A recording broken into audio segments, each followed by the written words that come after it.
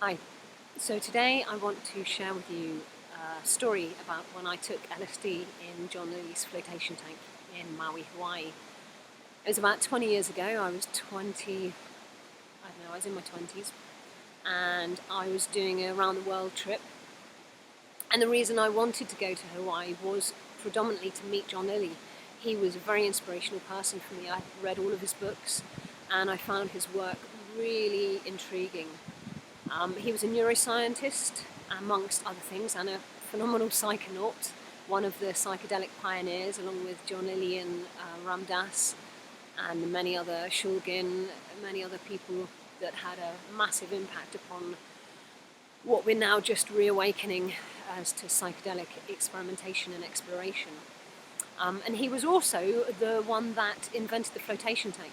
So the reason he invented the flotation tank was back in the 50s, the scientific view of consciousness was that if the mind has no stimulus, it simply goes to sleep. And John was just like, this is rubbish, this is nonsense. But he had to, being a scientist, he needed to find a way to prove that this wasn't the case.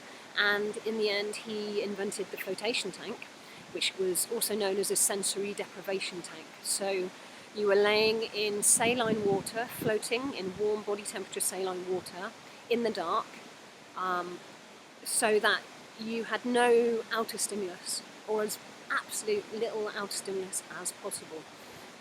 And John took it further. He began doing psychedelics, LSD, ketamine, intramuscularly injected ketamine, not just sticking it up his nose. And also doing it with the tank hooked up to the dolphin pool, because he spent many years working on dolphin-human communication. He found our view that we were the intelligent beings on the planet is quite arrogant, and he was very aware that we share it with several other profoundly intelligent beings, dolphins, whales being two of them. And another interesting thing with John was he also had a vision, or he prophesized solid state entities, which I think we're now beginning to see coming around as artificial intelligence. And I'm actually going to reread a lot of his work around that, because we are on the cusp now. The genie's out of the bottle. So interesting that he foresaw that a long time ago. How did I end up living with John in Hawaii? So, as I said, on my round the world trip, I really wanted to meet him, and I had organised myself a voluntary position in a dolphin whale therapy centre in Maui, Hawaii. And then about a month before I was due to go, the organisation phoned me up and told me they couldn't keep the position for me. They'd sold the business, and so I no longer had a space to stay. And I used to travel on a shoestring. I would come back, work as much as I could in this country, save up just enough to get going, and then I'd go back to Asia mostly, but on this occasion around the world trip. But I didn't have enough money to stay in hotels and eat in Hawaii. So I was about to cancel my trip to Hawaii when a little intuitive voice inside said, no, don't cancel it. Go and just have a look, see if there's anything on the internet. Maybe John's doing something, you could do some work with John. So I had a look and I found a web page I'd never seen before, and on the web page was a phone number at the bottom. So I went outside, phoned the number, and was talking to John's manager. And I asked him if there was any work, any voluntary work I could help out with. And he was like, look, John had a stroke 2 months ago and we're barely managing to look after him. Of course, I was shocked, because this was the work I was doing. I used to care for people, and I said, well, this is what I do in England. Could I come and help look after him for a period of time? And by the end of the phone call, I was going to be getting picked up in Hawaii, in Maui airport, by John's manager, and I was going to spend that period of time in Hawaii living with John and looking after him, which was just amazing. So I got there. Beautiful. John was in a bed. He was bedridden. But the vibe, the energy of being there was profound. There was such a stillness. I can only compare it to the same energy I felt when I was in Ramana Maharishi's ashram in India. a sense of a deep sense of stillness and rest, so much so that I kept thinking that I needed to have a siesta, and I'd lie down to have a sleep and would just be lying there wide awake. So yeah, the energy around John was profound, similar to being around a master. It was very peaceful, and any questions I may have had, John and I barely spoke the whole month I was there. I just didn't feel the need to ask him anything, and it's very similar to when I've been in the presence of my other teachers, that all questions just become quite trivial grasping, and there are very few really, really important questions. Practical ones, yeah, but on a level of all the metaphysical kind of contemplative stuff, it would all just fall away. And so John and I just spent a month being with each other together, which was very beautiful. So in his garage he had a flotation tank, and in my wallet I happened to have a couple of tabs of LSD. And so after trying the flotation tank a few times straight without any altered states as such, I eventually decided to do some acid in his tank. And when I told him the night I was going to do it, I said, "Hey John, I'm gonna do some acid in your tank tonight." And he was just in bed. He looked at me and he goes, "Great." And it turns out the last time he had done any psychedelics in his tank was when he was 83, so 3 years previous, with Terence McKenna. I think they've both intramuscularly done some ketamine, which is something I have no experience whatsoever with, but it has, from what I hear, it's quite profound. So the trip on my occasion, my whole spiritual journey up to that point had been looking for God as such, but not God out there, God in here, looking for love, looking to find the forgiveness, the all-embracing, all-omniscient, omnipotent being that is supposed to be the all-embracing love and compassion of life. So on this occasion, I basically made my heart center my focus, and I meditated and I focused on my heart center and just tried to remain focused here. Unfortunately, I had a bit of a crush on John's manager for some reason, and spent the first 2.5 hours basically with noise, with emotional, mental distraction, just jabber, jabber, jabber. I mean, it's similar to when you go on a Vipassana retreat or any kind of meditation retreat or a vision quest. The mind just surprises us with how much content and distraction it has within it. It almost doesn't want to let us rest. It just keeps going. So I had all this emotional stuff, all this desire pulling me here and there, and I just had to keep returning again and again. And eventually, after about 2.5 hours, maybe 3 hours, it became still, it became quiet, and it was as if some other consciousness pulled apart all the remaining distraction and noise and made a space of absolute silence within me, and then kind of pointed towards it and introduced me, or made me aware of this all-pervading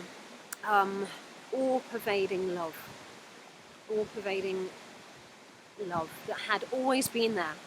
And it wasn't like finding something I'd never found before. It was like remembering something that I'd always known was there and had just never been able to perceive it, or hadn't managed to sense its vibration. And the only the analogy I came up with, it was almost like if I'd spent my whole life in a rave party, and during that rave party somebody had been tapping a bell, ding ding ding ding ding, and even though that sound was perceivable in amongst all the noise, because of the loudness, I'd never become aware of that sound. And when all the music was turned off and only the bell remained, then I could hear it. And when the music then came back, I could still hear the bell. And this was what it was like. It was like becoming aware of this seat of consciousness, a seat of being where all my being came from. And it was an all-pervasive a rising love, like not a gushing love, not an emotional love, a love that only moves in one direction. It needed nothing, it wants for nothing, it can hold everything, and yet was so utterly subtle and all pervasive. It had always been listening out of my ears, looking through my eyes, feeling through my body. But on that night, I was able to merge with it in a way that I've never lost touch with it. And it's almost like once you recognize something, once you hear a tone that is always in the background, you can always attune yourself to that tone. And it's like, I'm not suggesting that I live grounded within this, although that is an aspiration, potentially the only aspiration. But I'm able to return to it. It's a base that I'm able to recognize I've gone out and come back to in a moment, in a breath. Not even in a breath, quicker than a breath. I think there are times when perhaps it's not accessible during extreme heartbreak. I've been separated from it when I've been in a depression or in a deep sadness, heartbreak, and even anger. The fire of anger can leave me feeling a little bit hollow, and it takes some time, but I know that it's always there. It's just my capacity to land with it is somewhat diminished due to usually due to an extraordinarily noisy, loud emotional trauma, which these things pass, and time is usually the only healer for this. So that's the basis of my journey, of my story, and it was an experience that has stayed with me. Like I said, psychedelics are amazing, but if all we gained from psychedelics was a bit of an entertaining, woo, trippy, what's the point? It would be the same as any other drug. Whereas for me, the insights that I've gained through my psychedelic experience have stayed with me and have changed my life. And that was what made me want to make this video, was I was questioning myself, what is it that psychedelics have taught me, and how have I implemented that in my life? And the main lesson I've learned, the first lesson I learned, and the continual lesson I learned from psychedelics, is that this source within me creates and has a phenomenal impact upon the phenomena, the world around me, the people around me, the land, the nature, everything. And if I rest in this place and allow my consciousness to move from this place, then it affects phenomena and this feeds back to me. So there's a circuit. Whereas our common experience and our untrained experience, I say untrained, I mean untrained in any form of meditation or anything, when we've just grown up in a mundane life and we've just had the mainstream world of teachings, of life, of school, we're living in like a static interference. We've got phenomena outside of ourselves, our friends, our peers, TVs, screens, computers, all of that other shit we've got now as well, and it's continuously feeding in, and then we respond back from it. So there's just like this two-way dualistic stimulus reaction going on. There's no circuit, and we find ourselves overwhelmed at times, and overwhelmed, completely confused, because we're just living in like a static interference from phenomena to the mind, and it's not even the cycle of samsara. We're so screwed at the moment, I think, that we're not even in a cycle. We're just in a dualistic static. Whereas when we come to source, and when we realize our deeper nature, the nature of mind, our essential being, and we learn to rest in that, we learn to trust that that's what it is, because it ain't much. There aren't any big fireworks. It's not like you're not like abiding in a great light. There is simply a stillness and a quietness that is being and is perceiving. And as that, we rest in that and allow life to radiate out from that, and we learn to respond from that, then life can become much more of a flow. life can become, wow, beautiful. Life can be enjoyable. Life can be an amazing adventure, which is what I personally feel life should be. And I'm not saying that there aren't going to be difficulties and traumas and losses, but life, when lived from a space of deeper truth, can be a phenomenal and profound adventure. So this is what psychedelics taught me. They showed me, it helped show me my deeper nature. It connected me. It gave me the blessings of realization of what that is, of who I truly am, and how to integrate it into the world, how to integrate it into life, and how to make it a practical and useful thing. And then also the 12 years I spent going to Asia, sitting at the feet of teachers and masters, meditating, doing huge amounts of retreat, for me was like the grounding of that understanding. So the psychedelics gave me the insight, but to really ground that, it takes practice, it takes discipline, it takes intention. Okay, before the wind gets up, I'm going to go. Thank you, and I hope this was of use to you.